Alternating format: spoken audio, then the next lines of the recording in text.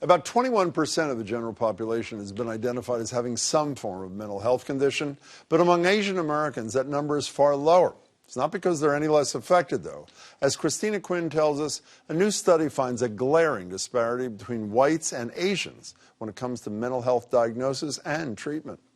When psychiatrist Xiaodou Fan was working at Mass General Hospital, he started to see a pattern. I noticed that Asian Americans rarely present to the outpatient setting to seek mental health care. It was more common to find them in the emergency room or inpatient hospitalization. Fan wanted to know why.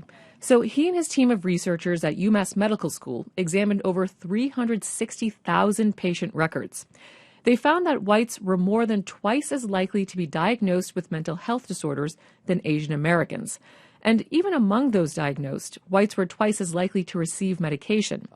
Fan says a couple things account for this huge disparity. From the patient side, it is related to the culture and the enormous sense of stigma and shame related to mental illness in Asian cultures. But also, in many hospitals, there is a lack of cultural competency. Asian Americans are the fastest growing minority group in the U.S. Despite that, they are largely underrepresented in the mental health care profession.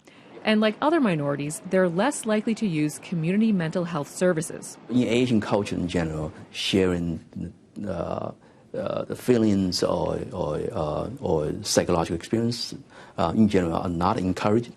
So that's why for people who grew up in Chinese or in the Asian cultures, they may not develop that vocabulary to describe their emotional experiences or feelings. Yeah.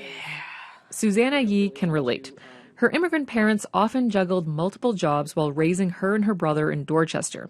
Even when there was time to talk, they didn't talk about feelings. Mental health was definitely not at the top of the list. It was getting food on the table, making sure bills were paid, and making sure we could get to school on time. It wasn't until she was in college that she learned about counseling after her father had died suddenly and then her grandfather passed away. But I didn't know there was a doctor there for your mental health. It seemed like really foreign to me, but I was like, oh, that's pretty handy. I'm open-minded. Like, I'll try it out. Shortly after college, Yi's mother died from cancer. All this loss over the span of 5 years left her reeling.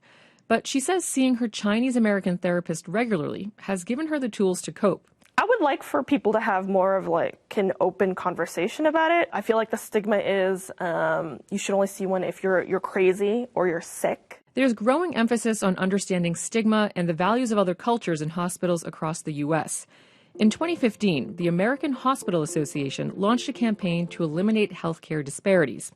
Mass General joined 1,500 hospitals in this pledge and tells WGBH News it continues to ramp up its cultural competence training. UMass Medical School has also made it part of its curriculum. Xiaodou Fan is cautiously optimistic, but says there's a long way to go. I have seen so many Asian Americans suffer from mental illness, but they are kind of remain or kind of an underground, remain in this dark tunnel to struggle, and always not enough resources, but there are resources available. Available for those who are willing to step out of the darkness and give it a try. Cristina Quinn joins me now. Hey, Cristina. Hi, Jim. We're twice as likely as a huge disparity, but what I don't understand is why is there such a big disparity with medication even after there's a diagnosis? I don't get that at all. Right. Well, the stigma is still a part of that.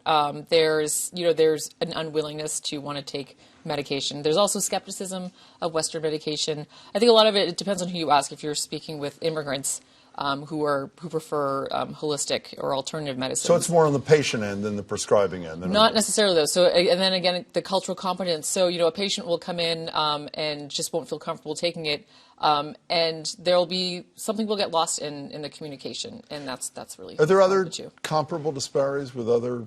Yes. Minority groups? Yeah, I mean, this runs across the board for Latinos and blacks as well. There are major disparities. And there's a stigma that runs throughout a lot of racial and ethnic minority groups, yeah. This cultural competence thing, schools and all that is great, but it seems to me there's got to be more. Is there a function for Department of Public Health or some other set of entities? That would be nice. Public health departments, I think, are usually cash strapped. I did reach out to the State Department of Mental Health, and They are, there's a health fair coming up soon, and they're going to be involved.